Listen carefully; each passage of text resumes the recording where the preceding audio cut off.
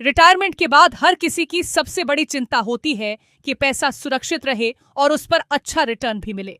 ऐसे में FD senior citizen के लिए भरोसेमंद विकल्प माना जाता है। लेकिन अगर आप सिर्फ बड़े बैंकों में एफडी कराने की सोच रहे हैं तो हो सकता है कि आप ज्यादा ब्याज का मौका छोड़ रहे हों, क्योंकि कुछ स्मॉल फाइनेंस बैंक्स वरिष्ठ नागरिकों को एफडी पर 8.5% तक ब्याज दे रहे हैं। अब सवाल है कि कौन से बैंक सबसे ज्यादा ब्याज दे रहे हैं और बड़े बैंक कहां खड़े हैं। चलिए समझते हैं। सबसे पहले स्मॉल फाइनेंस बैंक्स की बात करें। इक्विटस, ईएसएएफ, शिवालिक और सूर्योदय।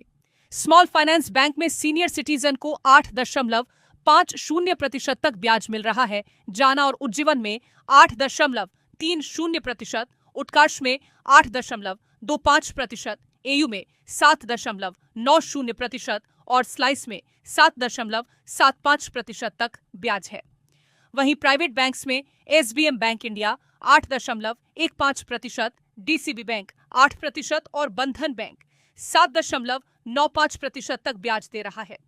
इंडसइंड और यस बैंक में 7.75%, आरबीएल बैंक में 7.70%, जबकि कोटक महिंद्रा में 7.30%, एक्सिस में 7.20% और एचडीएफसी तथा आईसीआईसीआई बैंक में 7.10% तक ब्याज मिल रहा है।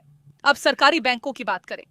बैंक ऑफ इंडिया में 7.45%, पंजाब और सिंध बैंक में 7.35%, बैंक ऑफ बड़ौदा और सेंट्रल बैंक में 7.25% तक ब्याज है। बैंक ऑफ महाराष्ट्र और इंडियन बैंक में 7.15%, जबकि Canara bank, Indian overseas bank और पंजाब नेशनल बैंक में 7.10% तक ब्याज मिल रहा है। वहीं एसबीआई और यूनियन बैंक में सीनियर सिटीजन को 7.05% तक ब्याज दिया जा रहा है। यानी ब्याज दर के मामले में स्मॉल फाइनेंस बैंक्स फिलहाल आगे नजर आ रहे हैं। लेकिन यहां सिर्फ ज्यादा ब्याज देखकर एफडी करना सही नहीं होगा। अगर दो बैंकों की ब्याज दर में थोड़ा अंतर है तो बड़ी रकम और लंबी अवधि में इसका असर आपके कुल रिटर्न पर पड़ सकता है। लेकिन ज्यादा ब्याज के चक्कर में पूरी रकम एक ही बैंक में रखना भी सही रणनीति नहीं है।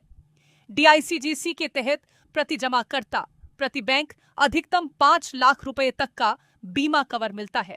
इसीलिए बड़ी रकम होने पर उसे अलग अलग बैंकों में बांटना एक विकल्प हो सकता है। साथ ही एफडी की अवधि भी अपनी जरूरत के हिसाब से चुनें। अगर जल्द पैसों की जरूरत पड़ सकती है तो पूरी रकम को लंबी अवधि के लिए लॉक करने से बचें। तो साफ है, ज्यादा ब्याज चाहिए तो कुछ स्मॉल फाइनेंस बैंक्स 8.5% तक की दर दे रहे हैं। वहीं सरकारी और बड़े प्राइवेट बैंक्स में ब्याज थोड़ा कम है, लेकिन भरोसा और सुविधा कई लोगों के लिए ज्यादा महत्वपूर्ण हो सकती है। इसलिए एफडी करते समय सिर्फ ब्याज दर नहीं, बल्कि बैंक की शर्तें, अवधि, समय से पहले निकासी के नियम और अपनी रकम के बंटवारे पर भी ध्यान दें, क्योंकि रिटायरमेंट की बचत में सिर्फ ज्यादा कमाना नहीं, बल्कि उसे सुरक्षित रखना भी उतना ही जरूरी है। आपकी राय क्या है?